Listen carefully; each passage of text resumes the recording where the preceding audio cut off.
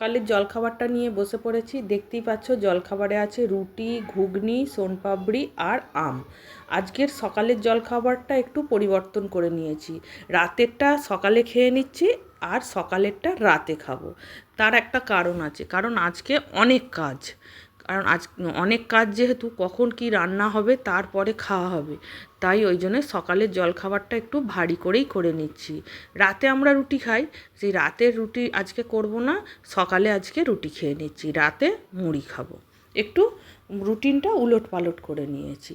দেখতেই পাচ্ছ কি খাবার তোমাদের শেয়ার করে দিয়ে তারপরেই আমরা খেতে বসে পড়েছি, মা মেয়ে দুজনে।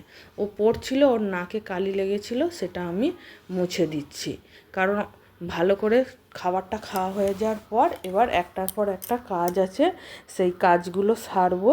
তারপরে এখন অনেক দেরি হবে রান্না করতে। ওই জন্যে ভাবলাম সকালের জলখাবারটা একটু ভারী মতোই করা যাক। চলো তাহলে খাওয়া যাক, খেয়ে আবার পরে আসছি, দেখতে থাকো।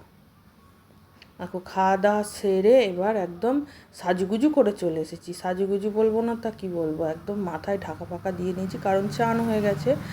মানে 1 মাস হয়েছে ময়দাটা কেনা হয়েছে, এর মধ্যেই দেখি একদম ছোট্ট ছোট্ট কীরকম একটা পোকা মতো একটা দুটো দেখা যাচ্ছে, তাই একদম 2 কিলো ময়দা নিয়ে বসে পড়েছি। ময়দাগুলো আগে চালা হোক, চেলে সুন্দর করে গুছিয়ে আগে রোদে দিয়ে আসবো ছাদে, তারপরে অন্য কাজ। ময়দার পর আটা চালবো, কারণ এখন একটু যেন মানে এই ময়দার খাবারটা একটু কম হয় বলে এবার তাই ময়দাটা একটু দেরি করেই ফোড়ায়। তাই এখন সুন্দর করে ময়দাগুলো চেলে নেবো, চেলে আবার গোছ করে নেবো, গোছ করে ছাদে এটা এখন রোদে দিয়ে আসবো, যাওক একটা চাপা দিয়ে, আবার উলট পালট করে রোদে দিয়ে শুকনো করে, তারপরে শুকনো করাও নয়, এ তো আর ভিজে নয়,